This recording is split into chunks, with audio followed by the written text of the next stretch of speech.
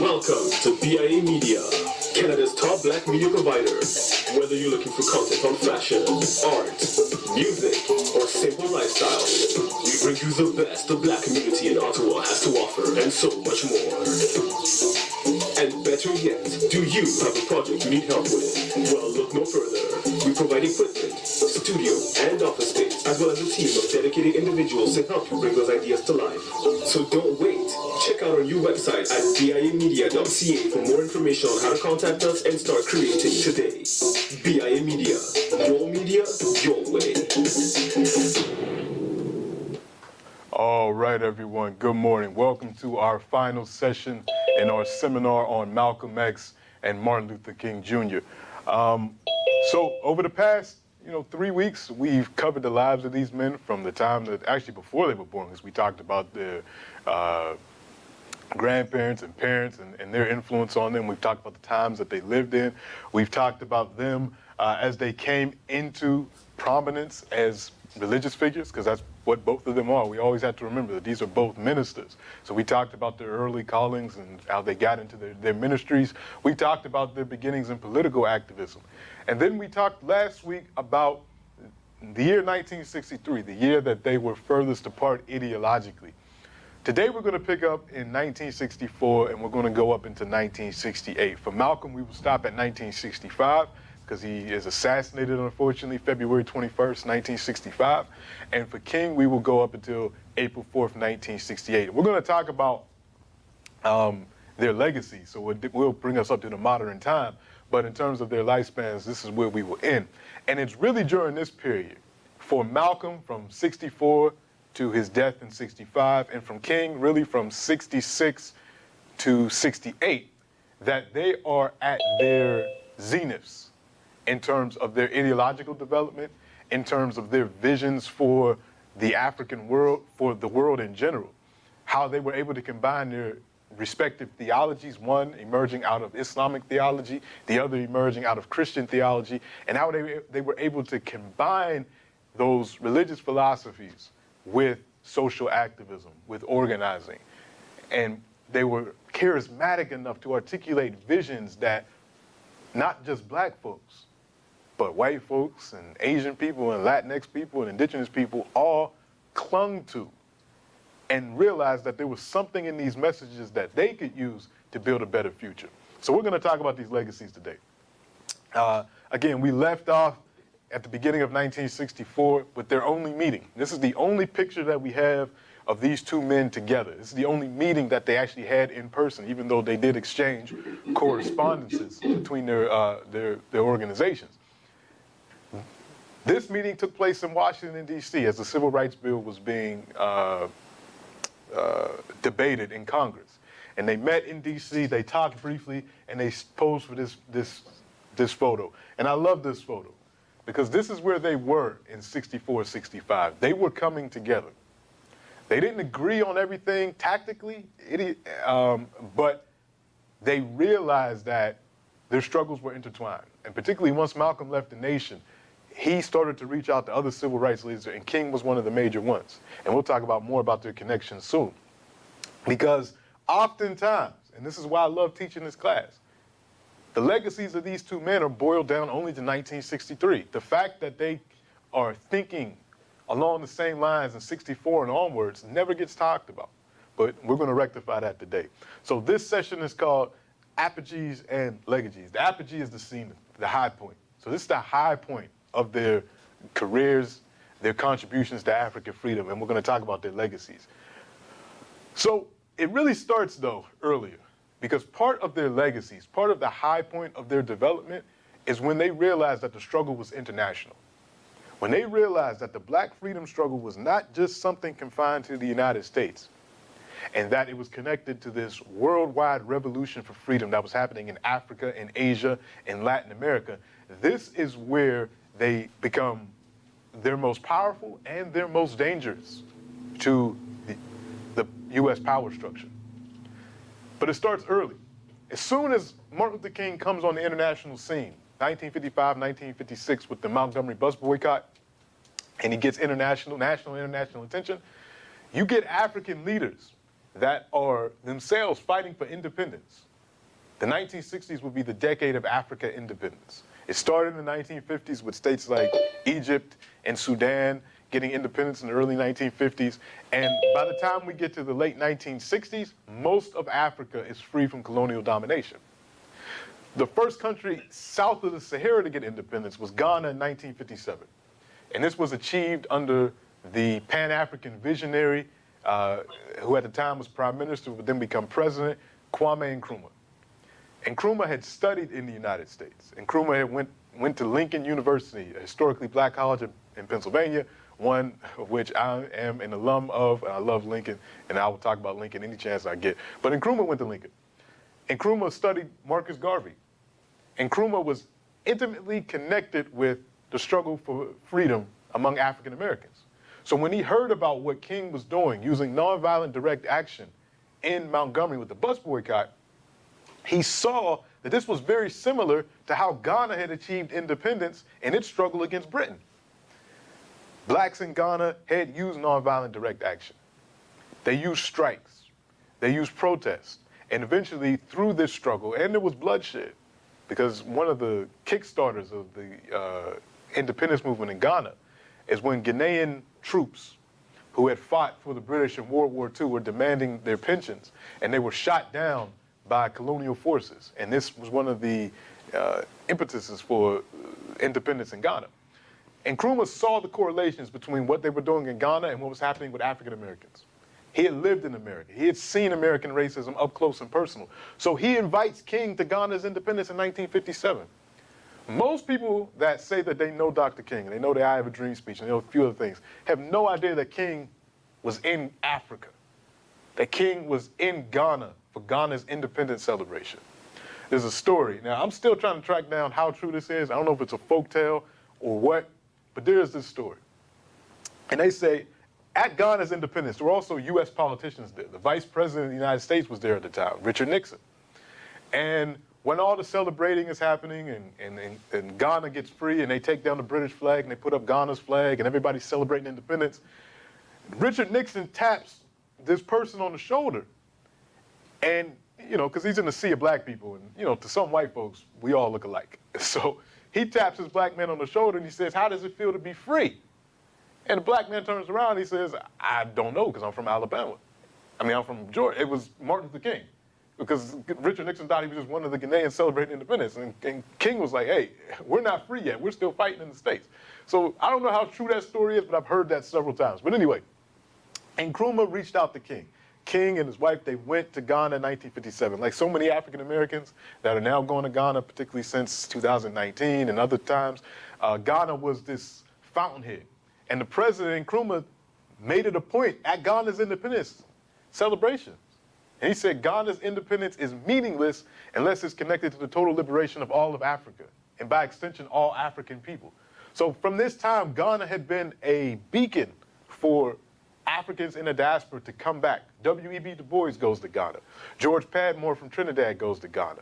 Maya Angelou lives in Ghana. A bunch of black folks leave the country and they say, if Africa's becoming free, why would I stay in America? And they actually go and repatriate to Ghana during this time. And then Nkrumah invites them to come to help rebuild the country. So King is there, and King is getting this African consciousness early. King is also connected to Deolinda Rodriguez. Deolinda Rodriguez, we talked about her in our Shiro's class a few months ago. She is considered the mother of the revolution in Angola. As a young student in Angola, she fought against the Portuguese.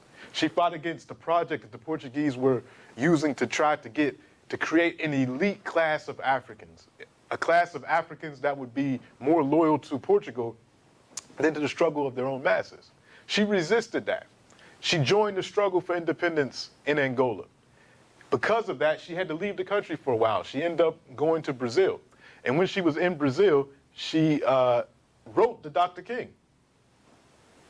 She heard about the Montgomery bus boycott, and she wrote to King talking about the struggle in Angola and how these struggles were interconnected. And King wrote her back. And you can read the letters that King wrote in the Stanford collection of all of King's letters that have been digitized. And King writes back to this young woman, he said, "I would say, however, that the first step toward rectifying the situation is to develop real leadership in your country. Some one person or a few persons must stand as a symbol for your independence movement. As soon as your symbol is set up, it is not difficult to get people to follow. And the more the oppressor seeks to stop and defeat the symbol, the more it solidifies the movement. It would be a wonderful thing for you to return to your country with this idea in mind. Freedom is never achieved without suffering and sacrifice. It comes through the persistent work and tireless efforts of dedicated individuals. You must also know that what is happening in other countries of Africa will inevitably have repercussions in your own country. It is impossible for Angola to stand in Africa and not be affected by what is happening in Nigeria and Kenya and Rhodesia. And so real hope lies in the fact that independence will be a reality in the whole of Africa in the next few years. You have my prayers and best wishes for God's blessings in all that you are doing. I hope that your studies ahead will be most fruitful and rewarding. Under separate cover, I'm sending a copy of my book, Stride Toward Freedom. Please accept as a gift from me. I hope you will find this humble work of mine somewhat helpful. Very sincerely yours, M.L. King Jr. So he's encouraging African revolutionaries to fight, to connect their struggles.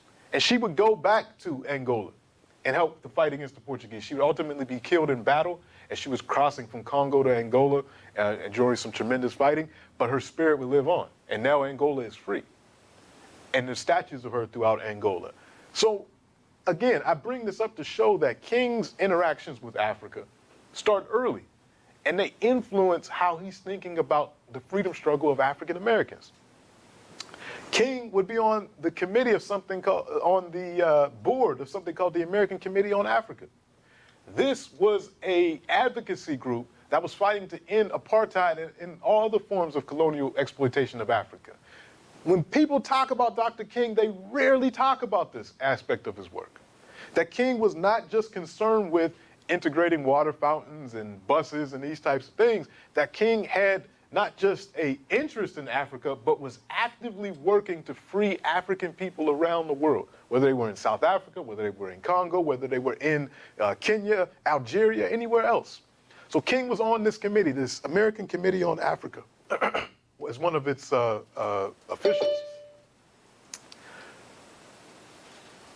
Malcolm as well.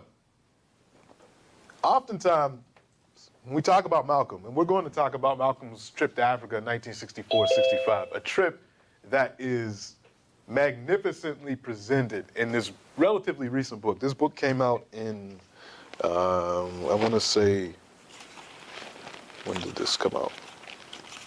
I'll give you the exact publication year. 2013. This is the diary of Malcolm X. Not his life's diary, but a diary that he kept in 1964 when he traveled throughout Africa and the Middle East. A lot of people are very familiar with this trip, but this diary actually gives you a first-hand account of what Malcolm was thinking, the folks that he interacted with in his day-to-day. If you can get a copy of this, it's on Amazon. It's not big. It's relatively cheap now. It's been out for 10 years.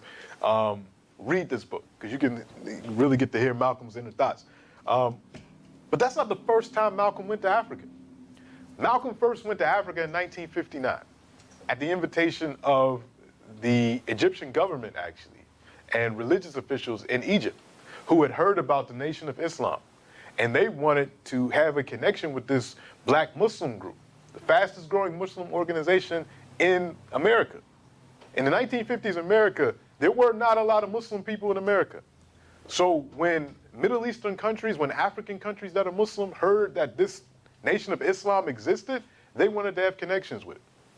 Even though they didn't realize that the Islam that was being practiced and preached in Nation of Islam wasn't really Sunni Islam or Shia Islam or anything close, they saw that these people were calling themselves Muslim and they wanted to have this connection. Malcolm, in this book, actually talks about his earlier trip to Africa in 1959. This book is called On the Side of My People by DeCaro. And DeCaro wrote this book in the 90s. But it's one of the few texts that talks about Malcolm's trip to Africa in 1959 as a representative of the Nation of Islam. When Malcolm goes to Egypt, he sees for the first time what true Islam looks like. He realized that what the Nation of Islam is practicing is not true Islam. But it's 1959. Malcolm is not going to leave the Nation of Islam for another 4 years. But the seeds are being put in his mind that, okay, there's another way to do this. In addition, he's in Africa. He goes to Sudan. He goes to Ghana. He goes to Nigeria, all in 1959 as a representative of Elijah Muhammad. He's able to do this because he has spent his time since 1952 in New York, actually 1954 in New York. New York is where the UN sits. New York is where so many African students and others, it's one of the meeting points of the world is New York. So there's so many Africans, so many folks from the Middle East in New York, and they're all connected to Malcolm's charisma. So Malcolm is putting in the minds of African people. And when he goes to Egypt, in fact, he spends a lot of time with the future president of Egypt, Anwar Sadat. Because Nasser, the president of Egypt, takes a keen interest in the Nation of Islam. In fact, General Nasser actually sends greetings from Egypt in 1959 to Elijah Muhammad for Founders Day of the Nation of Islam. So you have all these connections that are being made primarily by Malcolm being in New York and being such a charismatic figure and bringing all these people together and putting the Nation of Islam on an international stage. So he set the way for Elijah Muhammad would eventually go to Egypt later on in 1959, but Malcolm's the one that goes first. He goes to Egypt, he goes to Sudan, he goes to Nigeria, and he goes to Ghana in his first trip. And he makes his connections with Africa. And he writes about this. He writes back from Khartoum, from Sudan, and he writes in the black newspaper in New York, the Amsterdam News. He writes this. He says, Africans appear more concerned with the plight of their brothers in America than their own conditions here in Africa. Many are aware that for the industrial development of Africa, foreign economic aid and technical assistance will be necessary. Thus, Africans consider Americans' treatment of black Americans a good yardstick by which they can measure the sincerity of America's offers of assistance here. And many young Africans are openly stating that what America practices at home doesn't coincide with what she preaches abroad, and thus are suspicious of her overtures here. The African finds it difficult to understand why in a land that advocates equality, 20 million black Americans are without equality. Why in a land classing itself as leader of the free world, 20 million black Americans are not free. Why in a land of schools, colleges, and other forms of educational opportunities, 20 million Negroes need army escorts to accompany them to many of these institutions. And they are asking why so many American Negroes suffer unemployment, bad housing, slum conditions, and poverty. So all the way back in 1959, Malcolm is conversing with Africans on the continent and connecting the struggle of African Americans to America's foreign policy. This is what makes Malcolm dangerous. Because while America is courting Africa, these newly independent countries, because they want Africa's resources, they want Guinea's bauxite, they want Ghana's gold and cocoa, they want Sudan's oil, they want Nigeria's oil. So America wants relationships with these countries, and Malcolm is saying, well, the Africans here are telling me we're suspicious of America because of what they're doing to people that look like us in America. So why would we engage in trade and get assistance from them when black folks are being hosed down in the street, black folks are being beaten and lynched and all these things? So Malcolm is doing two things here. He's bringing the plight of African Americans to Africa, and then he's also, through his journalism, because this was published in the black newspaper, the New York Amsterdam News, through his journalism, he's showing African Americans that, hey, your brothers and sisters on the continent are seeing what's happening to you, and they're not leaving you out of their minds, out of their thoughts and minds, and it's affecting their relationship with the United States. So he's already internationalizing the struggle all the way back in 1959. It's that same year, actually a couple months later, 1960, Malcolm would meet with Fidel Castro in the Hotel Teresa. Again, the UN is in New York, so when all these world leaders come to New York, Harlem is only a stone's throw away from the UN. So they're looking for lodging, they're looking for places to stay. The Cuban delegation, the Cuban revolutionaries, couldn't find a place to stay in New York. So Malcolm set it up so that Fidel Castro and the other Cuban delegates could stay in Harlem at the Hotel Teresa. Castro never forgot this. And when Castro comes back to the United States in the 1990s, he makes it a point to go to Harlem to talk about his meeting with Malcolm. He talks about his meeting with Black America in Harlem and how that's the only place he felt at home in America. So Malcolm is making these international connections. It's not just a national struggle. So you see him here with Fidel Castro. Really interesting picture here. This is where it all starts to come together. I told you, King was an official in this organization, the American Committee on Africa. Well, they had a rally in New York, October 1960. Now, King didn't get to attend this rally. He was probably busy doing some movement work in the South, but he was an official on this committee that brought these folks together. And in this picture, you see Adam Clayton Powell, the black member of Congress. You see Kwame Nkrumah there, the president of Ghana. You see other African dignitaries around, and you see Malcolm X right there, front and center. Right in front of Nkrumah, you see Malcolm X at this meeting. King could have easily have been at this meeting, but again, he was probably at something in a movement activity in the South.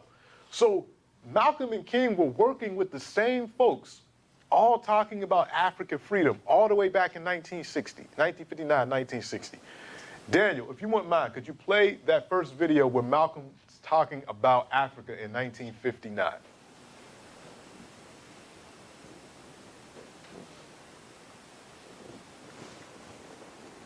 Who is his enemy? He'll say the Belgians. That's the man in Kenya. Who is his enemy? He'll say the British. That's the man in Morocco. Who is his enemy? He'll say the French. But the one thing that the French and the British and the Belgians all have in common, they're all from Europe.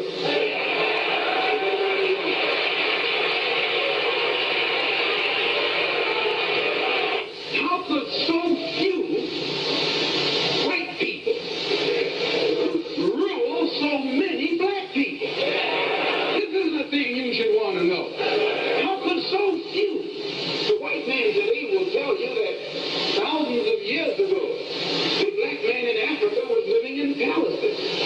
The black man in Africa was wearing silk. The black man in Africa was cooking and seasoning his food.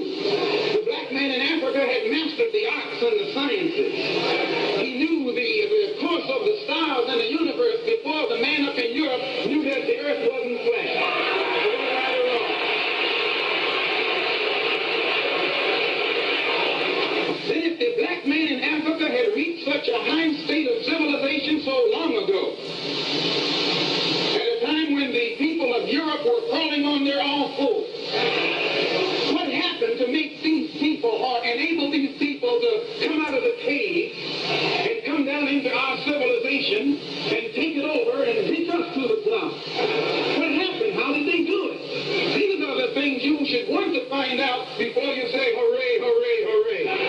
Is that right or wrong? We have not yet achieved freedom from our slave masters. If Africa is free, what you and I should do is study the method by which she attained freedom, reached freedom, got her freedom. What method is This man preaches in terms of race and against integration. The white man is the enemy. Yeah, you can turn it off, Daniel. Thanks. This is Stop Malcolm it. X, leader in Harlem of a... So I just wanted to show you that, again, Malcolm's consciousness on Africa was already there in 1959. And then we also have to remember the role played by Eloise Moore and Queen Mother Moore and also stoking his consciousness. But I love this picture here. All right. King was doing the same thing. Again, King is interacting with revolutionaries in Africa. Although King preached nonviolence, he had nonviolence as a principle. Was part of saying that we're fighting in this instance, Algeria, that they were wrong for fighting revolutionary wars to get independence. So King knew that. He wasn't going to tell the people in Africa, okay, well, try to get your independence through nonviolence. He understood the situation. So he talked with people like Ahmed Ben Bella of Algeria. King interviewed him. King brought these interviews again to Black America, the same way Malcolm did. They always had this intimate connection with Africa, and it would continue. Now, I want to talk about Malcolm's religious experience as well. So, as we mentioned last week, for a number of reasons, Malcolm leaves the Nation of Islam at the end of 1963, the beginning of 1964. In his efforts to figure out what he is going to do next, he makes it a point to make Hajj, to go on the pilgrimage required of all Muslims to the holy city of Mecca. When he makes Hajj in 1964, he sees a number of things. And again, he is welcomed by high officials in Saudi Arabia, high officials in Egypt, as he makes his way, because they are seeing him as this man could do more to bring Islam to folks in America than anybody else. You have to remember, in the 1950s and 1960s, there were not a lot of Muslims in America. The fact that America has such a large Muslim population, a lot of that is due to immigration, but a lot of the Black Americans that adopted Islam, and I'm not talking about the Nation of Islam, but Sunni Islam and other forms of Islam, it's due to Malcolm X. It is due to Malcolm X. So the Saudis realized that, the Egyptians realized that.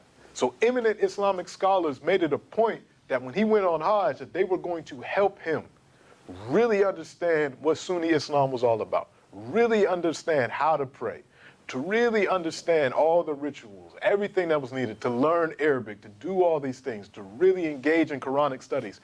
They made it a point to teach him, and he learned, he was open. So by the time he makes Hajj and he comes back as Al-Hajj Malik Al-Shabazz, that becomes essentially his name. That's the name that's on his passport, is Malik Al-Shabazz. Even though he would continue to be known as Malcolm X, that's his actual name. When he's on Hajj, he's, in this ritual with Muslims from all over the world, and he talks about that autobiography. He's with Muslims that are pale, white skin, blue eyes, black, and everything in between. So he sees Islam at this time as a great unifier of humanity. And he sees this could be a way that we can help solve some of the world's problems. It's through Islam. And he begins to preach that and practice that. Now, a lot of people say, okay, he went on this Hajj and now Malcolm was for integration and all these things. That's not necessarily what he was saying. He was saying, when I was in the Nation of Islam, we said all white people were the devil. Now that I'm out of the Nation of Islam, I realize that's not true, that people have devilish actions, but not all white people are devils. But that doesn't mean that Malcolm said, well, I'm just going to give up black nationalism. Because Malcolm was still for black nationalism. He was still for the idea that black people, particularly black folks in the United States, needed to work together to control the economics, politics, and social aspects of their community. Now, he wasn't preaching complete separation anymore, but he did say, before we have any black-white integration, we need to have some black-black integration. Black people don't interact with each other. We don't treat each other well. We don't do enough amongst ourselves to build economic wealth, to build political strength, and all these things. So before we go trying to meet with anybody else, we need to come together ourselves first. So he never gave up on that idea. After he leaves Mecca, he continues to travel around the Middle East and then ultimately spends a lot of 1964 in Africa. So just like King went to Ghana in 57, Malcolm goes to Ghana in 64. By the time he gets to Ghana in 64, there is a huge, I won't say huge, but there is a significant black repatriate community in Ghana. Black people from Trinidad, black people from the United States, black people from Jamaica, and other places that have come to live in Ghana to help Nkrumah build Pan-Africanism. You see in this picture here, you see Malcolm X with Shirley Graham Du Bois, the widow of W.E.B. Du Bois, who had died a year earlier, the great Pan-African scholar. You see Malcolm there with the great poet Maya Angelou. At this time, Maya Angelou was a dancer, she was an actress. Maya Angelou was multi-talented. She wasn't just a poet and novelist. So you see her with Malcolm there. There was a whole community of blacks that welcomed Malcolm. Malcolm spoke at the university in Ghana. Malcolm traveled to Nigeria and was actually given the name Omowale. He was given the name Omowale in Nigeria, which means the sun has returned. When Malcolm visited Nigeria and he spoke at the universities in Nigeria. So Malcolm was going all over Africa, and he's not just going as a tourist. Although Malcolm loves being a tourist. There's one thing about Malcolm. When he went on tour, he went to these places, he always had his camera. He always took pictures. He enjoyed talking with people. He would spend hours just talking to the students and all these people. And you have to remember, he's not a politician. He's not being sponsored by any big foundations or corporations. The money is coming from African Americans that see Malcolm as their leader, as an organizer, and they're helping to finance this trip. Everyday people. So this is not, he's there making these moves internationally as a minister of a small mosque in New York that's just being started, Muslim Mosque Incorporated, and as a political activist. He's not being funded by anybody. So the fact that he's able to meet with presidents, because he meets with Nkrumah, he meets with officials in Nigeria and other places in Africa that he stops. He's representing Black America without having any true position. And people are honoring that because they see in him a sincerity. And you have to really step back and think about this. This is 12 years away, just 12 years removed from him being incarcerated. He gets out of prison in 1952. He was in prison, when he goes into prison in 46, he's basically illiterate. He's someone that was a drug addict and a burglar and a pimp and all these things. And he's turned his life around to this such an extent that he is representing 22 million Black folks throughout Africa and is being honored as such. It's a very, very important transformation. A year earlier in Africa, these newly independent African states organized the Organization of African Unity in Ethiopia. It was designed as a compromise organization. You had one group of Africans led by Nkrumah that wanted a United States of Africa. Their idea was, as these African countries get independence, we shouldn't stay as independent countries. We should form a United States of Africa. It'll make us stronger.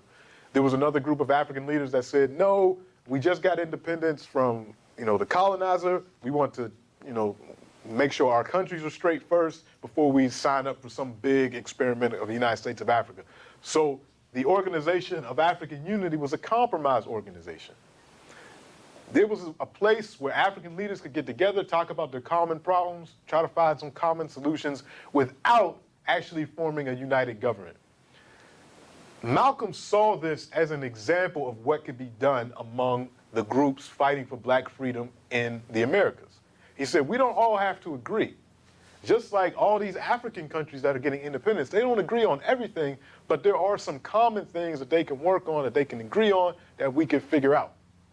So Malcolm visits the OAU summit for two reasons in 1964. He goes, one, to see how the OAU worked, to see how it functioned, its rules, how all these different countries with different political ideologies, different populations, how they, collaborated and worked together. The second reason he went to the OAU was the more important reason, and this is him with Babu from Tanzania.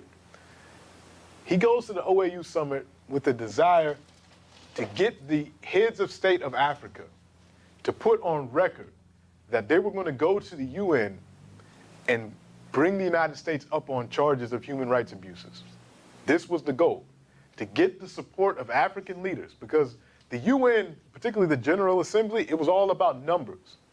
And as more African countries got independence, Africa became, at least numerically, stronger in the UN. You went from having 5 African countries to 10 to 20 to 25 to 30 African countries in the General Assembly. So with that type of numbers, you could pass a resolution that says the United States is violating the rights of African Americans. And that would embarrass the U.S. on the international stage. And that could put pressure on the U.S. to possibly move faster on civil rights progress. So Malcolm goes there with this in mind, and he circulates a letter among the heads of state of Africa calling for this. Now, they don't outright adopt a resolution saying that they're going to do this, but they do adopt a resolution condemning the United States in some regard for its treatment of African Americans. And it's part of the OAU record. So again, this independent citizen representing a small mosque in New York but somehow being tasked with representing 22 million Afro-American people is presenting before heads of state in Africa, presidents, prime ministers, this petition to get the U.S. brought up on human rights abuses. This is what makes Malcolm the most dangerous. This is when the State Department, the CIA, and the other folks are like, I don't know how much longer we can allow this man to operate like this, because he is doing things internationally that are going to cause harm to the reputation of the United States during the period of the Cold War. Before going home to America, Malcolm also makes a stop in England, in the UK, and he actually debates at Oxford University. His debate is televised. His debate, the exact topic was extremism for the sake, I'm paraphrasing, but something like extremism for the sake of liberty is vice or virtue. Basically, can you use extreme methods to get freedom? That was the debate. And Malcolm was on the side of, yes, you can use extreme methods to get freedom. And he eloquently delivers this debate. And at the end of the debate, now this is Oxford University where this debate happens. This is the whitest institution on earth, one of the whitest institutions one of the grand old white institutions. And I know, because I have a degree from Oxford University. It's old school white. It's medieval white, castles and all that stuff. So when he's there and he gives this debate, he gets a standing ovation at the end of his debate. Again, mostly white audience giving this black man with an 8th grade education a standing ovation. He even quotes Shakespeare at the end of his debate. And you can watch this on YouTube. Just type in Malcolm X's Oxford debate. This is what makes him dangerous in 1964. Because what Malcolm is doing, he's not just appealing to black folks anymore. He's also appealing to young white people who are seeking change and revolution throughout the world. That's what makes him incredibly dangerous. Not only white people, but Asian people. One of Malcolm's close allies is an Asian woman named Yuri Kochiyama. In fact, when Malcolm's assassinated in 1965, you look at the pictures of when Malcolm's assassinated, one of the people holding up Malcolm's head when he's on the ground shot is Yuri Kochiyama. That's how close he was to this Japanese-American woman who was fighting for the rights of Asian people. So it's not just black folks that are moved by Malcolm, that want to engage in the type of revolution and human freedom that he's advocating. So Malcolm is doing all this in 1964. His plan is simple, moving forward, as we get to 1965. On the religious side, the Hajj has encouraged him to create Muslim Mosque Incorporated. This was going to be his religious organization. This was going to be his church. This was going to be his base spiritually, where he was going to introduce more Americans, not just black Americans, primarily black Americans, but Americans in general to Islam, to Sunni Islam. So Muslim Mosque Incorporated was his religious and theological base. Going to Africa, the Organization of Afro-American Unity became his secular organization, the organization that he decided was going to connect all of the civil rights organizations, all the movements that were fighting for black folks' rights throughout the Americas, not just in the United States, but also Canada, in the Caribbean, and in Brazil. He had that type of vision for the Organization of Afro-American Unity. This is the pamphlet of the organization, one of the pamphlets of it. You can see the aims and objectives. And where it was going to be headquartered in New York. Very strategic. Why? Because the decisions that they can make, they could go right down the street and present at the UN. Very strategic that he had in New York. Of course, this is where Malcolm was based anyway. This is right in line. This organization explicitly, when Malcolm was creating it, he had Garvey's organization, the Universal Negro Improvement Association, in mind. Let's go back to week 1.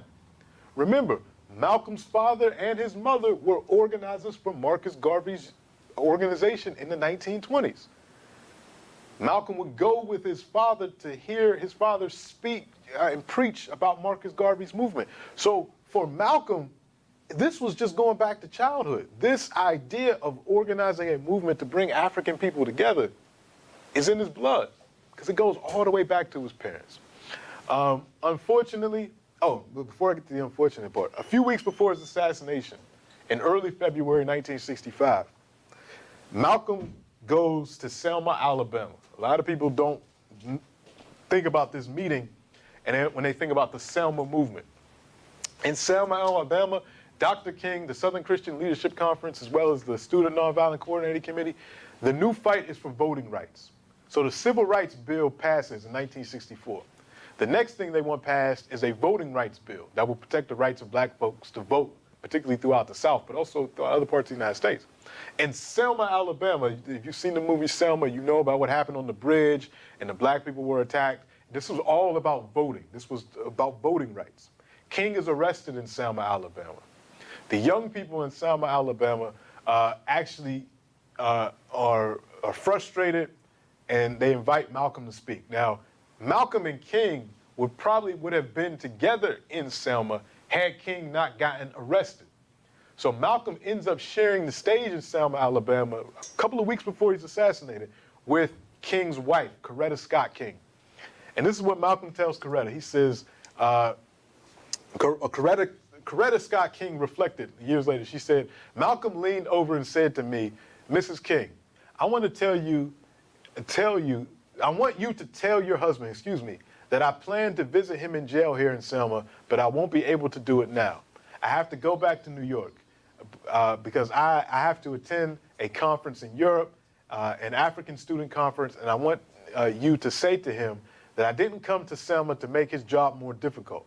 But I thought that if the white people understood what the alternative was, that they would be more inclined to listen to your husband, and so that's why I came. This is the type of relationship that Malcolm wanted to cultivate with King. That Malcolm would show white folks, hey, there are a number of black people that are willing to defend themselves when armed, and we're going to do this. So if you don't like this, you might want to listen to King. You might want to listen to this guy that's preaching nonviolence and these types of things. So this is the kind of counterbalance that he wanted to create and work with King with this, because they know that we don't share the same ideology, we don't share the same tactics, but we want the same results. So I'm going to show them this. That way they're more apt to listen to you. So it'll work out. So Malcolm was in Selma and he spoke to these young people, and he combined these moments. So this is a very important event. Unfortunately, though, a few weeks later, on February 21st, 1965, Malcolm would be assassinated. He would be killed in the Audubon Ballroom in Harlem, New York, when he was giving a speech, actually at a meeting of the OAU. Malcolm's killers it's pretty much confirmed that the FBI, the NYPD, and their quote-unquote boss unit, I forget, BOSS is an acronym, BOSS, it's an acronym. But it's a special unit of police, along with the FBI, were basically collaborating in order to assassinate this man. And it was blamed on the Nation of Islam, but the Nation of Islam, since even Malcolm's time, had been infiltrated by FBI informants and FBI agents. Now, although there was a lot of animosity within the Nation of Islam, and some people even wanted Malcolm dead, the actual assassination, what actually occurred on February 21st, 1965, the more that's come out, and recently, a couple of months ago, I think he was a police officer or he was some type of law enforcement official who was dying on his deathbed, talked about what actually happened.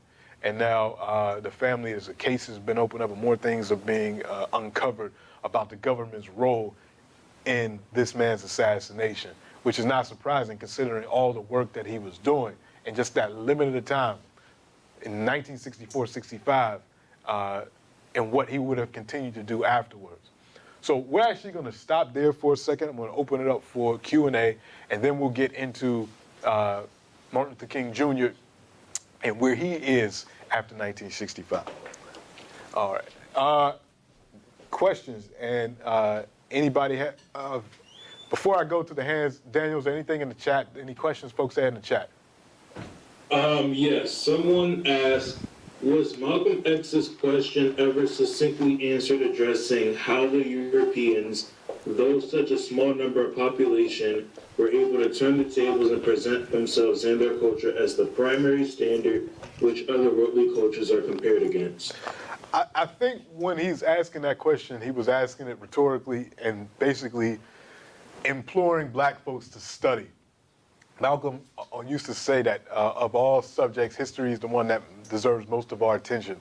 And I think the answer to that is really a review of what happened in the 1400s and the 1500s, and Europe's technical advantage and all of these things that enabled Europe, such a small portion of the world's population, to do so much damage in terms of imperialism and colonialism. So it was really, he knew the answer because it was based in history, and he wanted other black people to look for the answer in history and what happened and how that could be reversed. So that's what he was getting at when he asked that question. The second question in the chat? No, that's just a comment. Okay, so I'll go to Robin, who is here in the studio. Then I think Mr. Francis, then Mr. Thomas, and then Agnes. Go ahead, Robin. All right. Two questions. Why did Malcolm become Sunni and not Shia? And what differences in Islam did he see in Africa that difference between Islam there and the nation? So, why did he become Sunni? Sunni is the dominant version of Islam. So, a lot of Shia countries, you have Iran, and someone might be better well versed on this, but primarily Iran. Go ahead. Lebanon, yeah. Anyway, it's not many. Yeah, the majority of Muslims around the world are Sunni. So the folks that he were interacting with, the Saudis, the Egyptians, the Sudanese, are mostly Sunni. So that's why. The Nation of Islam is really interesting. Their theology is not based on the Quran very much at all. Now, what happens is this. So this guy, W.D. Farrar, comes to America from somewhere. And there's disputes about where he comes from. But he presents African Americans with this idea that they're the original man, that black people are the original man, the Asiatic black man is what's called, that white people were created by this original man as a failed experiment by a mad black scientist named Yaqub. It's very esoteric and very different. But they do use Allah for God. They say, these are the prophets, the ones you see in the Bible and all this stuff. And that's what their theology is based on. Now, when Elijah Muhammad's son, after Malcolm goes to Egypt and all this, Elijah Muhammad sends his son Wallace to Egypt to learn, to study. And Wallace Muhammad learns traditional Sunni Islam. So he comes back and he doesn't believe anything that his father has taught. And once his father actually dies in 1975, Wallace Muhammad takes the Nation of Islam. He says, all right, that stuff that my father was teaching, we're not going to use that anymore. We're going towards Sunni Islam, and a lot of folks do. Some people do at first, but then they eventually go back to the teachings of Elijah Muhammad. That's Farrakhan's folks. But even Louis Farrakhan starts to transition more toward quoting from the Quran more and doing things. And I think the current position, and somebody in the nation would have to correct this, but I think the current position is the teachings of Elijah Muhammad were a part of God's plan to get black people to Islam. That this is what black people needed to hear at this particular time in their history in order to ultimately get them to the truth. So that's kind of where it is. But Malcolm went away from that different. I think, does that answer? Yeah. Okay. Let's see, that goes to Mr. Francis, go ahead. Good morning, Dr. Ledbetter, and everyone in the audience. The question about how did the Europeans, in so small a number, able to sort of dominate the rest of the world? I think you gave an academic answer, but I wouldn't be so succinct. Instead, I would say one word: brutality. The Europeans were brutal, violent, and that's how they dominated. And unfortunately, that brutality and violence from the European has led to what we call intergenerational trauma. Most people know that if you're a child of black parents, you get a good whipping when the time came, whether or not you deserve it. And my question is, where did we learn that from? That's the end of my story. Thank you for that. And you're correct. We're dealing with a lot of trauma as a result of that brutality. That is true. Mr. Thomas, go ahead.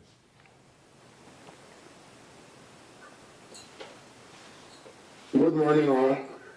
As per usual, it seems as if from time to time we get a ray of hope. We can see the split between Malcolm and Martin Luther King. And it seems to me that the powers to be is already there waiting for us to self-destruct or to instigate the self-destruction. And while all of this is going on from my vantage point, the nation that is now benefiting from most of this are the Chinese. Look at what they're doing in Africa and the Caribbean right now. So with all of these lessons that we have learned as black people, we don't seem to be able to have a continuity in any sense of the word, because somewhere along the line we split, we fight among ourselves, we don't seem to be able to pick up the message that was planted on a go-forward basis. That's my 2 cents. Yes, and I agree. And I think the problem with that is we learn, but sometimes we don't teach. We don't remember to teach the lessons. And that's what this whole project, this whole class is about. You all can't see it, but right now we have about 8 young people, high schoolers, that have been at every one of these sessions for the past couple of weeks, and some of them are new. But these young people are engaged in a project called Africa in Ottawa. And what they're doing is learning to teach African world history. They're representing all of our different traditions in the African world. We got students from different countries: Kenya, Ghana, Somalia, Jamaica, Nigeria. And what they're doing is they're learning to teach and compile history on those countries. And they're going to keep these lessons going, because that's the problem. We learn the lessons, but we don't teach the lessons to the next generation. So then we end up falling into the same traps. So in an effort to avoid that, at least there in Ottawa, things are being done. So understand that I agree with you and hear everything you're saying, but we got to keep it going, keep those lessons going. Agnes, go ahead, and then Daniel. Thank you very much, and good morning to everybody. I've got two comments and then a comment question in typical Agnes fashion. So the first one is what's called Malcolm's question, right? In reviewing and taking what's called the First Nations Truth and Reconciliation Theory and how they came up with the 94 calls to action, you could draw a lot of parallels to exactly today's topic and what we're talking about, even from the religious standpoint and how religion was used and so on and so forth, and how it deeply is rooted in what's called one's culture. And then that's where I also say that it's also deeply rooted, and that's where we have to look at the whole Sankofa theory in addressing the question of how the numeric minority ended up becoming the what's called the ruling majority, right? And a lot of it is also deeply rooted in what's called trauma, yes, but also mindsets, and them placing themselves as the leaders within the mindsets, and us actually buying into those mindsets and demonizing our own culture and our own ways of doing things. That's just my own personal sentiments and the parallels I've drawn. And then the second one that I've seen that Malcolm mentioned, but it wasn't like right to the point, was it's interesting. If you look at the division of resources, and I'm going to call it the division of resources, rather than how the arbitrary borders were placed in Africa, it's interesting to see that all the stakeholders, i.e. the European nations, like whether it's French, Swiss, you name it, all the nations and how they divided it, they each walked away with the exact same resources. Each of them walked away with gold, with oil, bauxite, aluminum, you name it. If you look at the resources that was shared, it was exactly that. It was the division of resources, which was achieved through the arbitrary borders. So it's interesting that in Malcolm's what's called speeches, he alluded to it, but did not really mention it verbatim.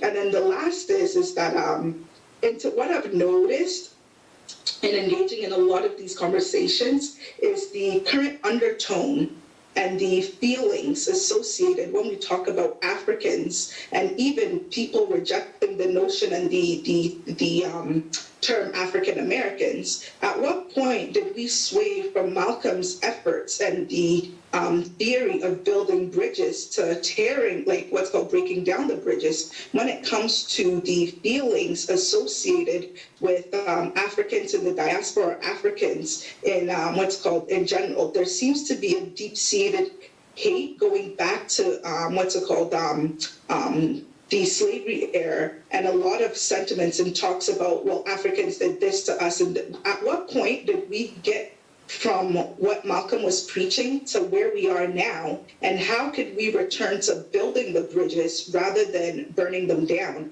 and just deeply widening that chasm that already exists between us in the diaspora and Africans? Thank you. That's a really good question. A lot of that comes from two things. It goes back and forth. You never have a completely one way or the other. You never have a complete, there's never a time, even since enslavement, that Africans abroad, and I like to use the term Africans abroad as opposed to African Americans or Afro-Canadians.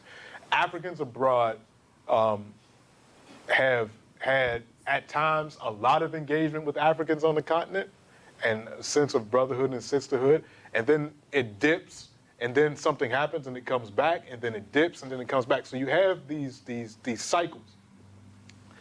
In Malcolm's time, it was on one of those upswings. The 1960s, everybody was getting freedom, so you had a lot of these connections. You still had populations of people that didn't want to have anything to do with Africa, and folks had to fight against that, but it was on an upswing. When the big dip, the big break that I see, at least historically, and other folks can correct me if I'm wrong, at the end of apartheid, at the end of when apartheid ended, when Nelson Mandela gets out of jail, when apartheid ends in the early 90s, a lot of black folks, Africans abroad, thought that the struggle in Africa was over, because that was essentially the last colony, was apartheid South Africa. So you don't see as much engagement with Africa in that way as you did up until that point, because before that, in the 70s and 80s, you had African Americans. One just passed away. His name is escaping me, but he just died. Randall Robinson in D.C., who had done the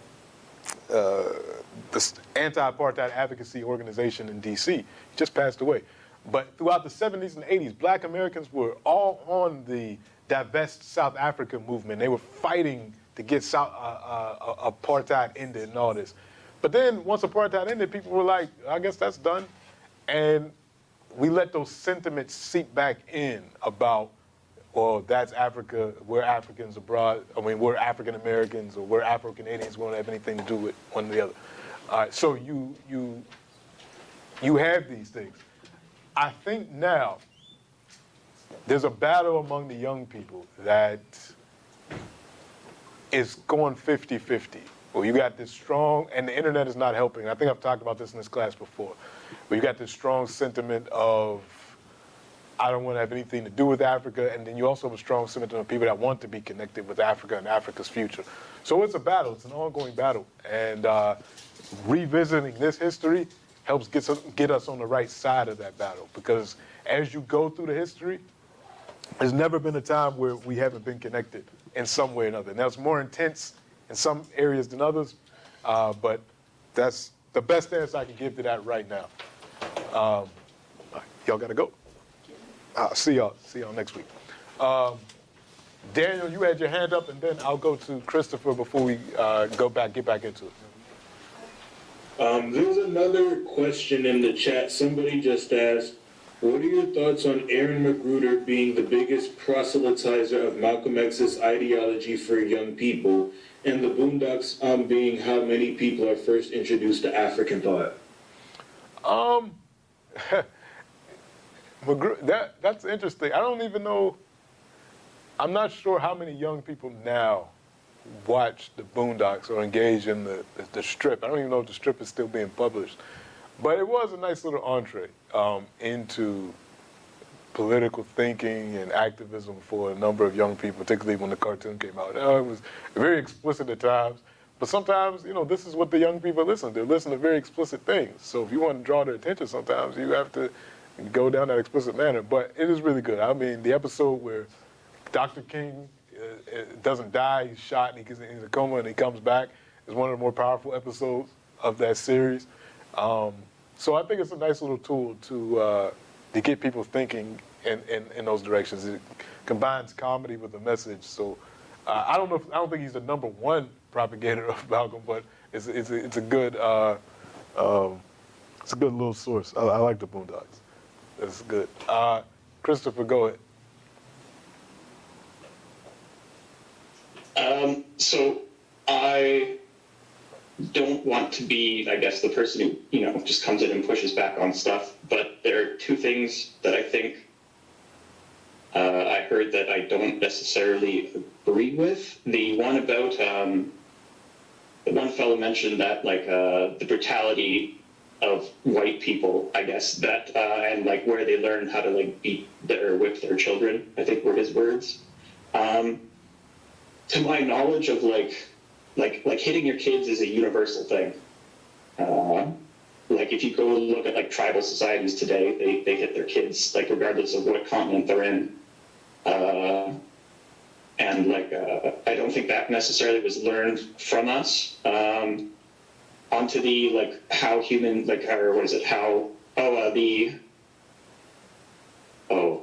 so something that I think explains a lot of white people's treatment of black people over the 20th century, and especially with how it's dealt with colonialism, is we Western society got intergenerational trauma from World War I and II. I can tell you my family's history with it, if you'd like, but it just royally screwed up. Some of my great uncles and their entire families down to this day are completely dysfunctional because of the crap that they went through in World War I and II.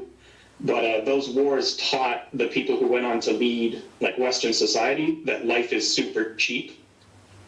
Because when you've been through Verdun and you've seen a literal human slaughterhouse of your countrymen, you just don't care if you see a literal human slaughterhouse of someone else. It's a terrible thing. But that's kind of how it goes. And then on the second hand, World War II is probably the best thing to ever happen to Africa, after the colonial era, because it was what killed off all of the people who would have gone on to continue the subjugation of Africa after World War II. All of the British, French patriots, the super patriots, the ones who, will do anything for their country, regardless of how good or bad it is, they all died in those wars, or large, huge numbers of them, and those empires were spent. I'm sorry for bringing it up. It's something that I don't see get a lot of attention on how, the weakening of those colonial empires, and then their absolute disgust at Nazi Germany's, killing of the Jews and, other peoples in the Holocaust. Everyone was just we're not going to do that again, so we're going to stop our genocidal acts in Africa, because Angola or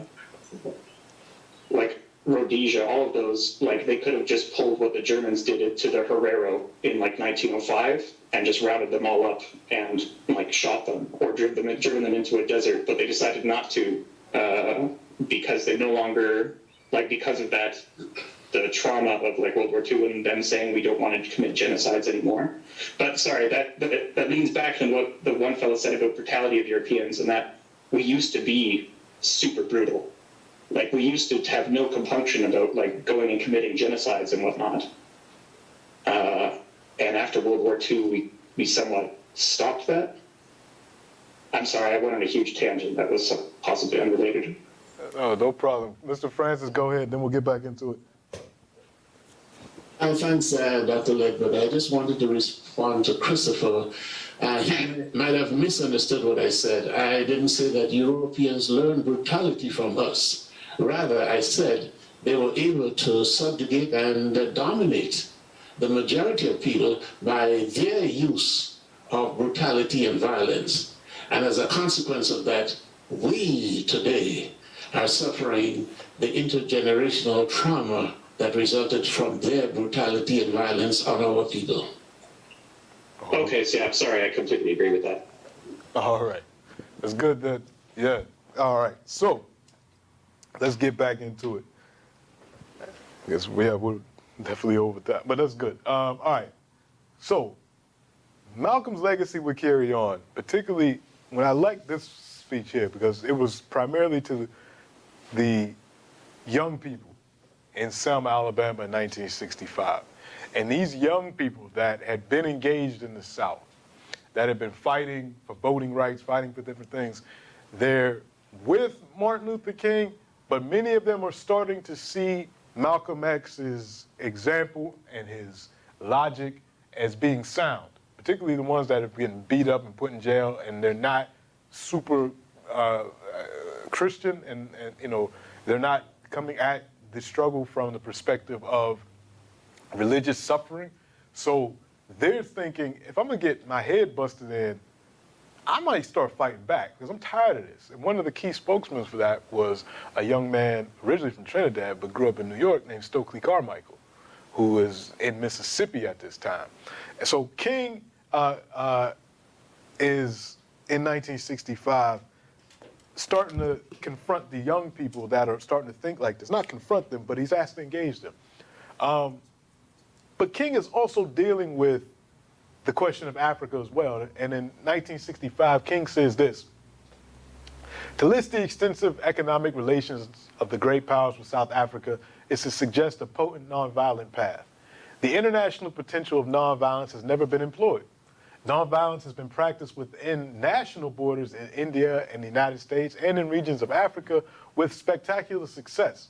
The time has come to fully utilize nonviolence through a massive international boycott, which would involve the Union of the USSR, Great Britain, France, and the United States, Germany, and Japan.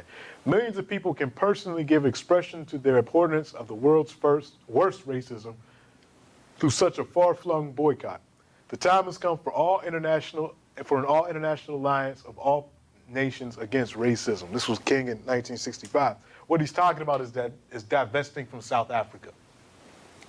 This movement would get really big in the 1980s.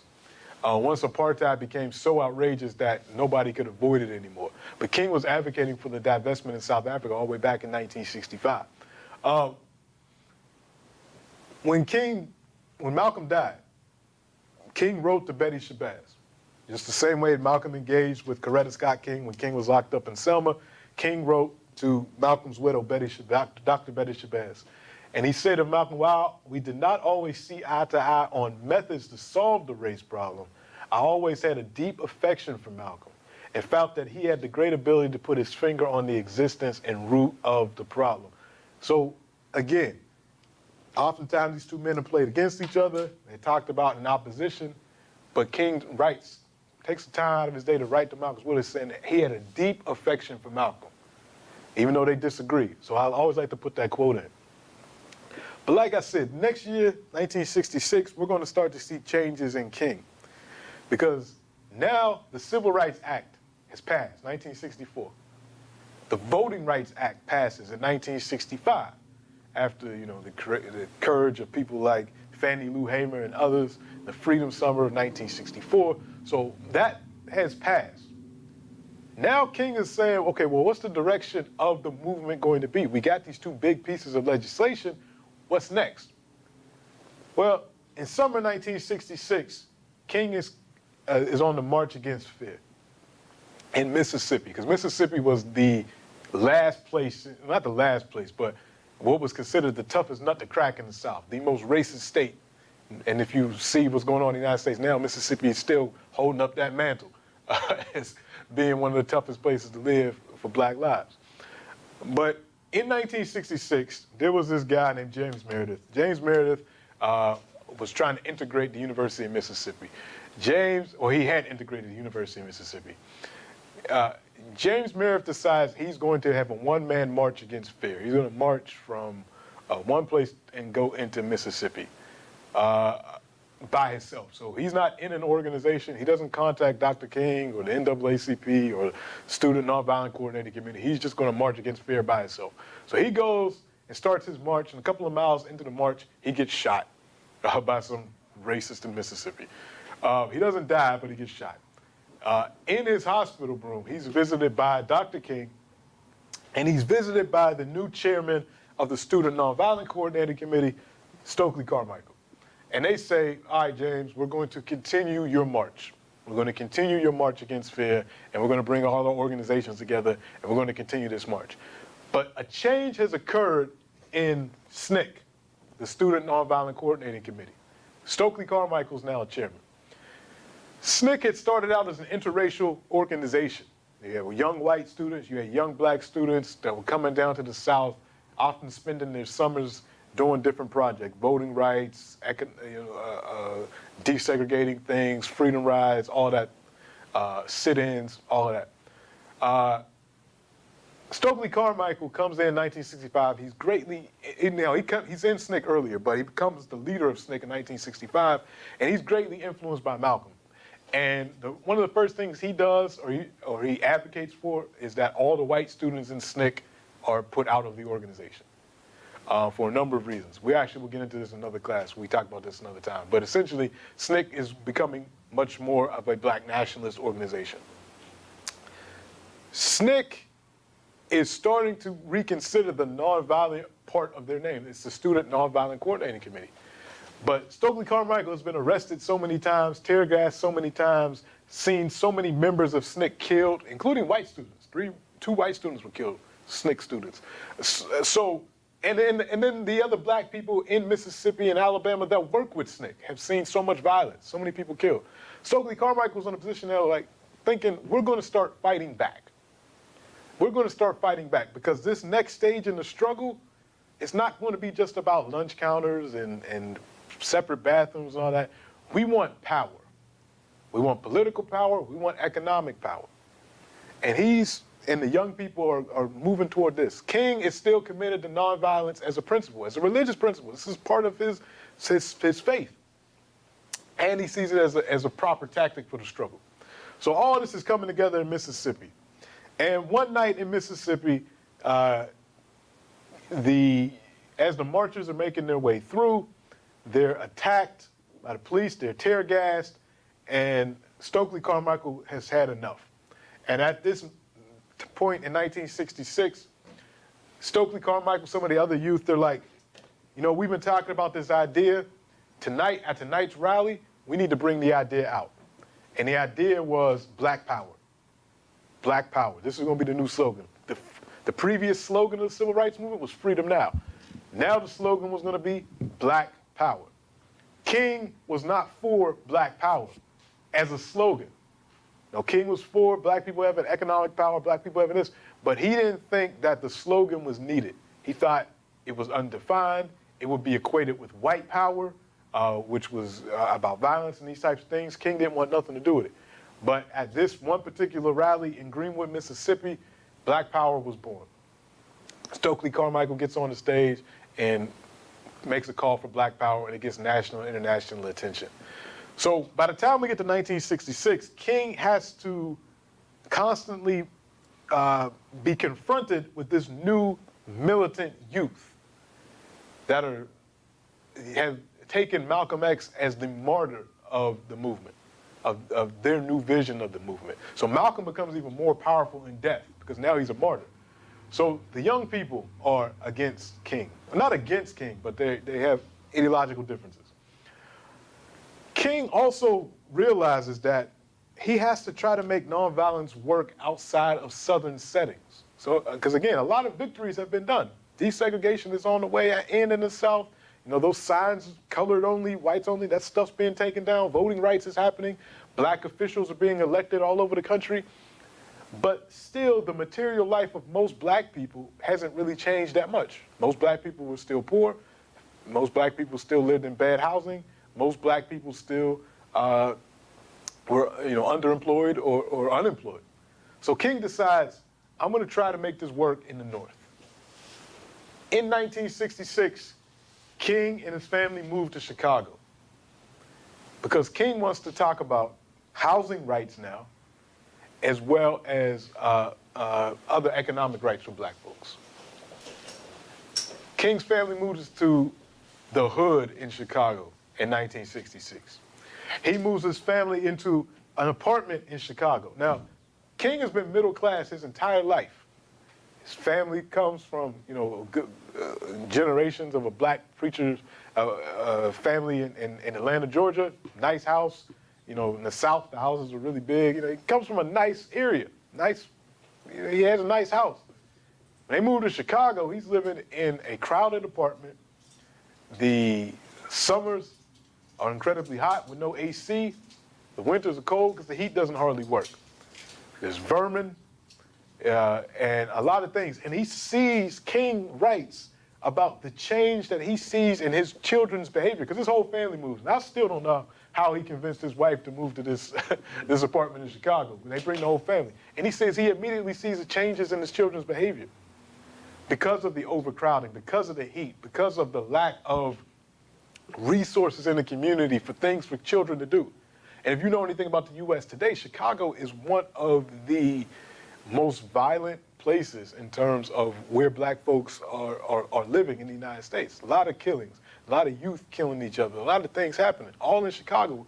And a lot of that you can even see back in 1966, 67. A number of gangs, because the young people don't have anything to do, so they form gangs.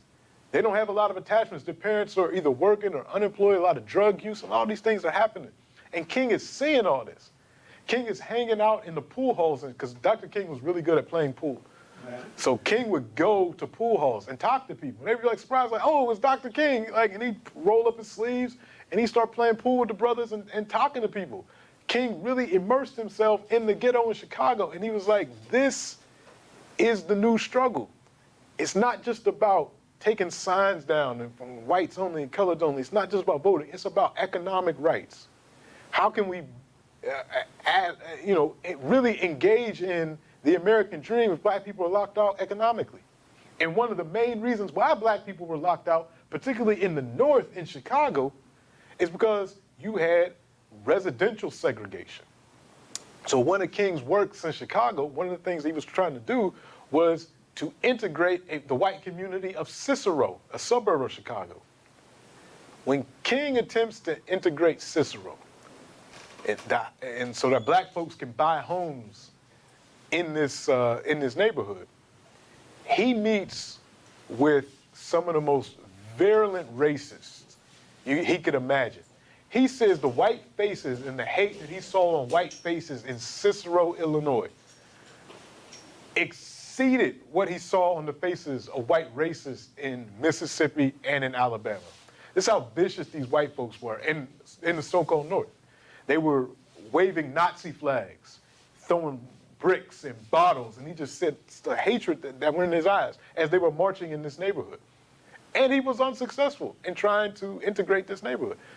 The real estate agents wouldn't even take black people to look at houses in those neighborhoods and all of that. So King is fighting this fight in 1966. He writes a lot about this experience and where the next stage of the struggle was going to be in his book, Where Do We Go From Here, Chaos or Community? One of the most important books of the black freedom struggle. A book that, unfortunately, not a lot of us have read. but King lays down a lot of his philosophy and why he still was committed to nonviolence. You can see a look on Coretta Scott's King in this picture. She's like, why are we here? You can see it in her face. While he was in Chicago, Chicago was also the headquarters of the Nation of Islam. King met with Elijah Muhammad in 1966. And he writes in his book, while I strongly disagree with their black separatist, supremacist philosophy, I have nothing but admiration for what our Muslim brothers have done to rehabilitate ex-convicts, dope addicts, and men and women who, through despair and self-hatred, have sunk to moral degeneracy. This must be attempted on a much larger scale and without the negative overtones that accompany black Muslimism. So King was always willing to engage with anyone, even folks he disagreed with, and was able to see, okay, this is the positive things that the Nation of Islam does. I don't agree with this, but I'm willing to meet. A lot of people don't even know that this meeting occurred and that King had glowing things to say about the nation's ability to rehabilitate black folks. King said this about the North. This is all coming out the same book. The Northern ghetto had become a type of colonial era. So he's connecting what was going on with black folks in the North to colonization. The colony was powerless because all important decisions affecting the community were made from the outside. Many of its inhabitants even had their daily lives dominated by the welfare worker and the policeman. The profits of landlord and merchant were removed and seldom ever reinvested. The only positive thing the larger society saw in the slum was that it was a source of cheap surplus labor in times of economic boom. Otherwise, its inhabitants were blamed for their own victimization. This is what King is saying about the North. He's talking about Boston, he's talking about Philadelphia, he's talking about Detroit, he's talking about Chicago. These were the areas that he hoped to break into in the later part of the 1960s. He said, we did what we did in the South, now it's time to make this, and he encountered even more resistance. King is also thinking about how black people are interacting with themselves and how black people view themselves. And he's thinking along the same lines. Again, he's interacting with the Nation of Islam. He's interacting with Malcolm. And a lot of his language starts to mirror that as well. He says a second important step that the Negro must take is to work passionately for group identity. This does not mean group isolation or group exclusivity. It means the kind of group consciousness that Negroes need in order to participate more meaningfully at all levels of the life of our nation. Group unity necessarily involves group trust and reconciliation. One of the most serious effects of the Negro's damaged ego has been his frequent loss of respect for himself and for other Negroes.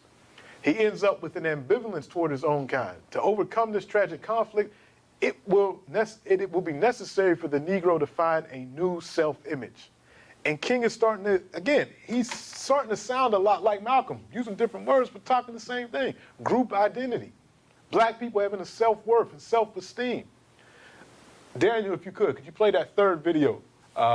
And we skipped the video on Malcolm for the sake of time, but there's one that I want to play with King.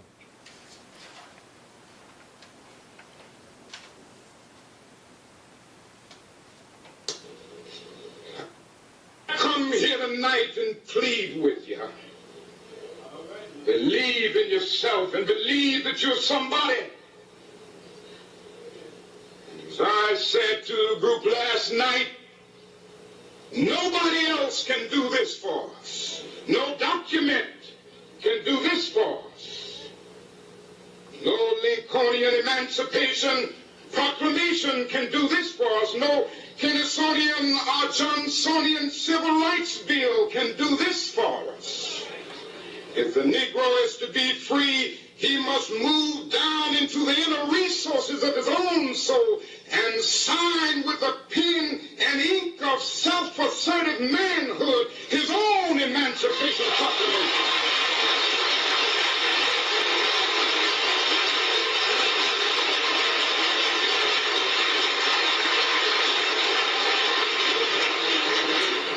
Don't let anybody take your manhood.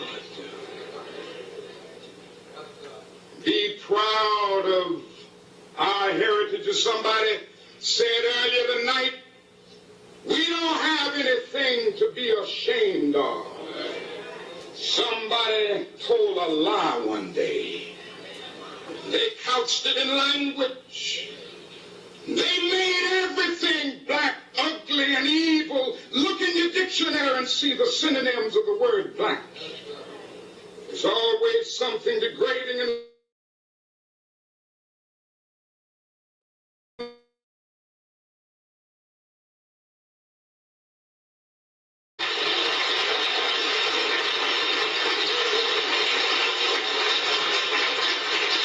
but I want to get the language right tonight.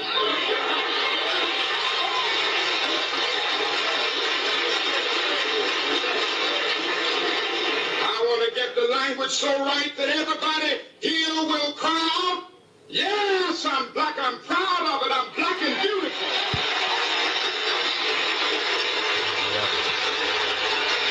Thank you. So that little short clip, there's a qualitative change in that clip that I don't think a lot of people appreciate.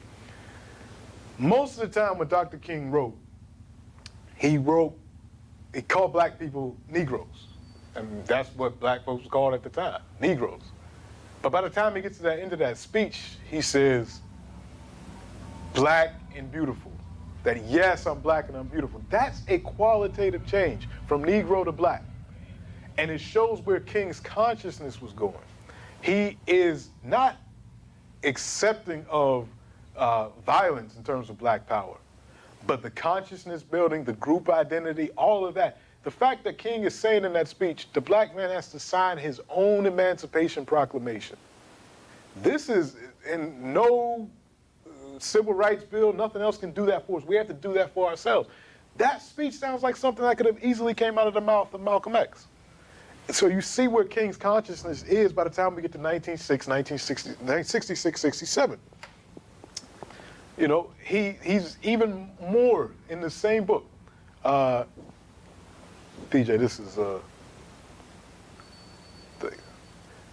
there are still too many Negro churches so absorbed in a future good over yonder that they condition their members to adjust to the present evils over here. The majority of Negro leaders do not ascend to prominence on the shoulders of mass support. Although genuinely popular leaders are now emerging, most are selected by white leadership, elevated to positions supplied with resources and inevitably subject to white control. The mass of Negroes nurtures a healthy suspicion toward these manufactured leaders. This is just what Malcolm was saying in 63. And King is saying it in 67, 66 and 67. I'm now convinced that the simplest approach will prove to be the most effective. The solution to poverty is to abolish it directly by a now widely discussed measure, the guaranteed income. This is what King was talking about in 67. A guaranteed income. This is everything I'm quoting is from this one book. Where do we go from here? What King's vision was for where the United States and the world would go in 1967.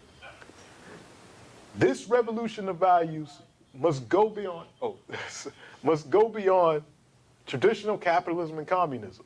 We must honestly admit that capitalism has often left a gulf between superfluous wealth and abject poverty, has created conditions permitting necessities to be taken from the many to give luxuries to the few, and has encouraged small-hearted men to become cold and conscienceless so that, like dies before Lazarus, they are unmoved by suffering poverty-stricken humanity. This is where King was at in this book. This is what he was advocating for, a guaranteed income that every American would have, and he worked it out. He worked out the numbers in the book. And he said, this is how much the American government makes. This is how much revenue it takes in. It could easily be done. But he said, we have to have a revolution of values. We have to change the way we interact with each other and what we think. And this would all culminate April 4th, 1967, in his Beyond Vietnam speech. So, this is the one thing I want to point out about these final years of King. He was not popular. He was not popular at all. All this stuff, the holiday we have for Dr. King, every street, all these streets in America named after Dr. King, the various monuments that are created, King was not popular at the time of his death. As I mentioned earlier, the young people in the Black Power movement, They disagreed with King about nonviolence. They saw King as this old timer that was holding back what the youth wanted to do, even though he was only 38 years old. This is not really much an old timer. But he was 39. Neither one of these men made it to 40. They both were assassinated at 39. But the young people, some of them had respect for King, but they disagreed with King. Older black people had always, a lot of older black people always disagreed with King. They said he was a troublemaker. White people were fatigued with King. They said, we gave you the Civil Rights Bill. We gave you this Voting Rights Act. What more do you want? We're getting tired of hearing about this race problem, this race problem. What more do you people want? There was a fatigue. But with this speech, now he became an enemy of the government, even more so, even though both Malcolm and King had been surveillance had been on them since the 50s. April 4th, 1967, King breaks his silence on the war in Vietnam. For Dr. King, nonviolence was a religious principle. It was a tactic, yes, but it was also a religious principle. And the young people were confronting Dr. King. They say, Dr. King, how can you seriously look us in the face and tell us to be nonviolent in Mississippi? Well, we're facing the Ku Klux Klan, we're facing racist police officers, we're facing other white terrorist organizations. They're attacking us, they're bombing our churches, they're killing our children. How can you seriously tell us to be nonviolent and not practice armed self-defense? Well, at the same time, you said nothing about what the government is doing in Vietnam. You're so tight with Lyndon Johnson, the president, and everything. You won't say anything about the bombs that are being dropped on villages in Vietnam, the napalm that's being used, and all these things that are happening. So, what's the deal, Dr. King? Are you a hypocrite? Like, what's your position? So King had to wrestle with this, because on the one hand, King knew if he comes out and he says anything against Vietnam, he's going to lose the support of a president, Lyndon Johnson, that had been friendly toward the civil. He's the one that passed the Civil Rights Act and the Voting Rights Act.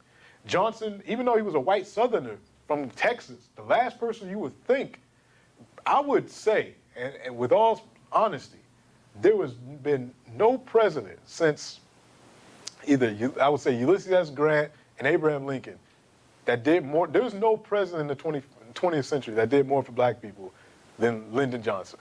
There's none. Lyndon Johnson did more for black people than Barack Obama, policy-wise. I mean, that's just the reality of it. You can talk about the symbolism of Obama and everything like that, but in terms of concrete policy, no president did more for black people than Lyndon Johnson. So for King to go against Johnson's war effort was really making a big sacrifice. But his conscience wouldn't let him stay quiet. So on April 4th, 1967, in Riverside Church in New York, Dr. King gives this speech, Beyond Vietnam, where he lays out all the reasons why he's against the war in Vietnam, all the reasons why it's a mistake that the U.S. government is there, that the U.S. government is spending billions of dollars in Vietnam that it could be spending for the war on poverty in the United States. He calls the United States the greatest purveyor of violence in the world.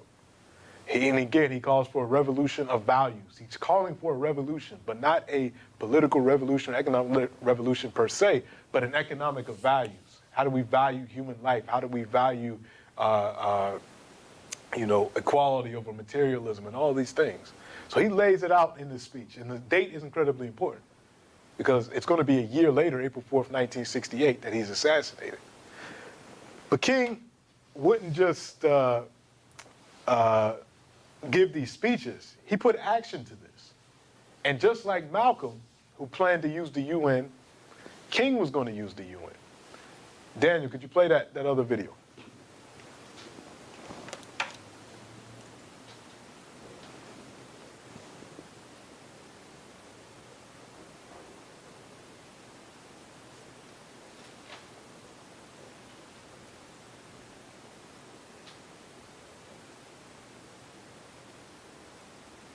And if you could start it at exactly 4 minutes.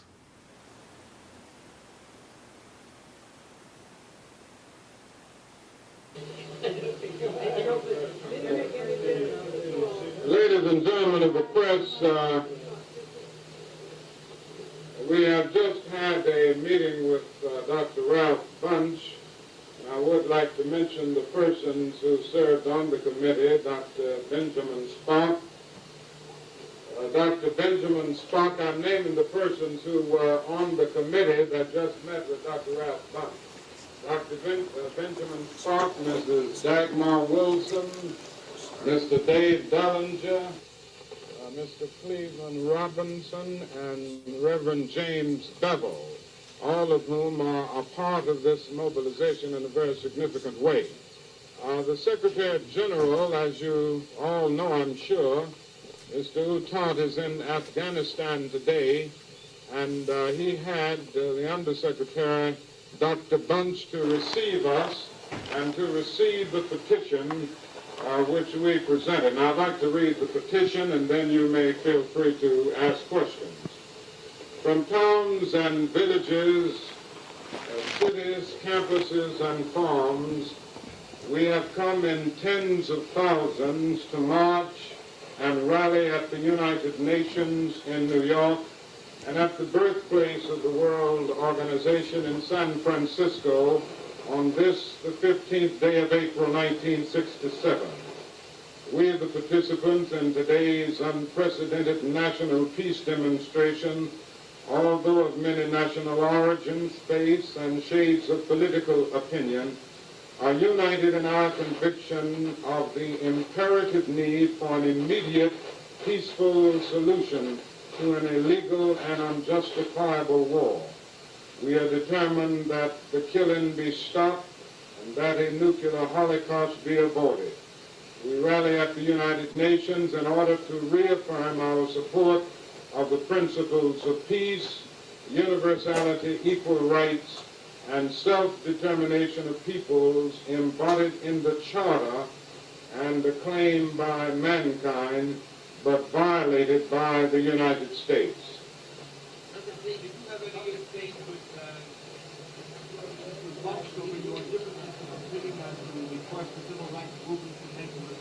Well, I think Dr. Bunch cleared that up himself the other day, so I didn't say anything about it. He came out with a press statement that he thoroughly understood my position. And I've made it clear all the time that there has never been an advocacy on my part of a mechanical merger of the civil rights and the peace movement. I have felt, however, that the spirit of the civil rights movement should certainly imbue the peace movement and thereby strengthen the peace movement. No, other than discussing this petition, and Dr. Bunch made it very clear that the United Nations and the Secretary General are very much concerned about the war in Vietnam, and he made it clear that they were very frustrated and disappointed that they were in a situation where they see for the first time a war taking place since the existence of the United Nations that they've been unable to do anything about. And he made it clear also that Utant is still standing on the position that he has expressed over and over again, and that is that we should cease the bombings, and the new position of a unilateral ceasefire on the part of the United States, which would be an initiative which we could afford to take.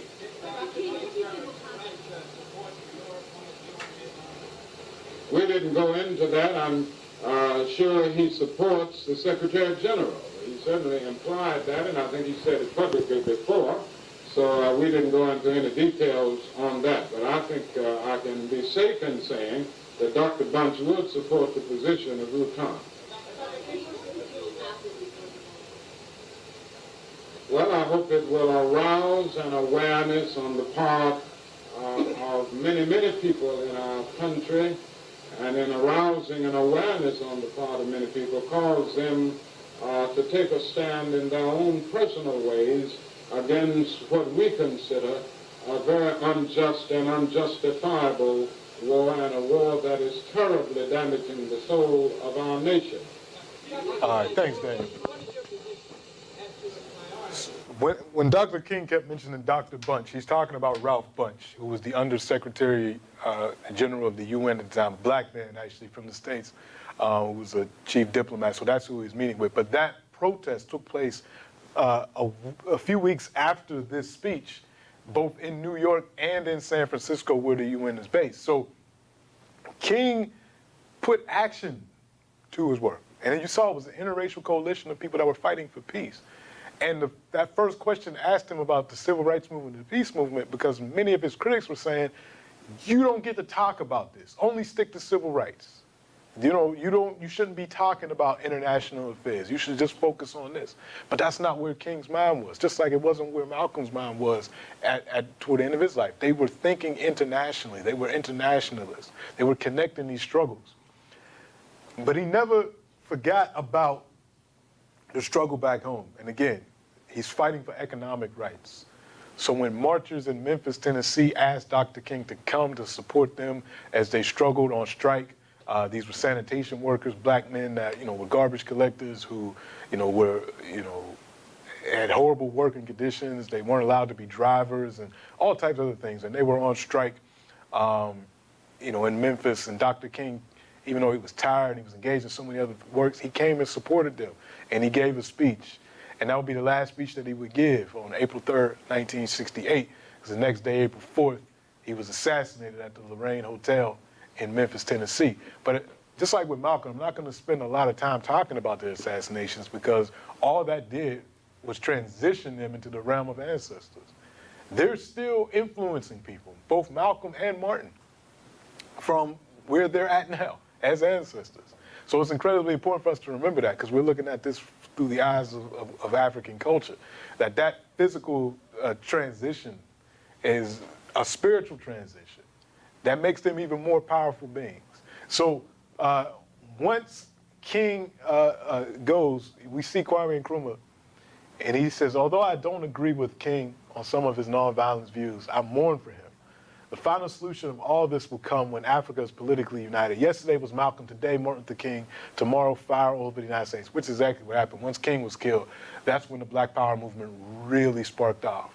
Because those young people that were now members of the Black Panther Party for Self-Defense, the Black Liberation Army, and other organizations, the Revolutionary Action Movement, they said, oh, King is dead? You killed the nonviolent guy? Oh, now all bets are off. And we see the Black Power movement. So as we conclude this seminar, the seminar is not just about what these two men, I want to leave with the picture of those two men up as we conclude. As we conclude this seminar, what I want folks to take away from it, just a few things. One, about how principled both of these men were.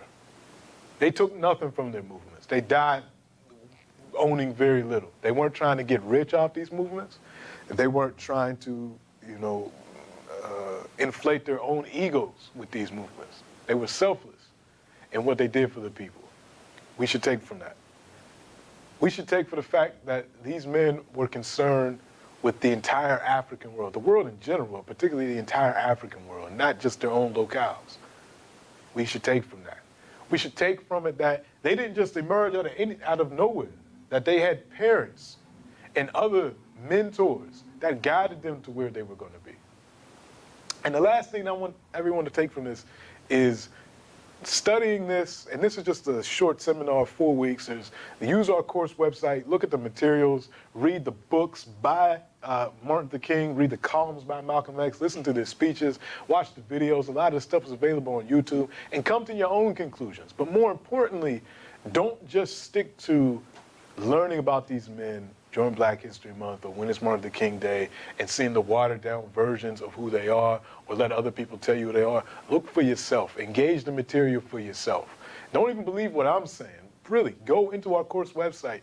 Go find other sources. There's so many books on both of these men. But do your own research, learn, read, really engage with the message that both of these men were trying to present to the world. Find your own place in making the world better, learning the lessons from these men, and just keep it going and tell the next generation their stories in all honesty and all truth. So we will stop there for today. We'll open it up for general discussion and questions. A couple of announcements before we open it up. Next week, there's no session. We start again in May with our course, The Early History of the African Renaissance. So that covers 1896 to the present. And that's the last course for this cycle. And then we begin again in July.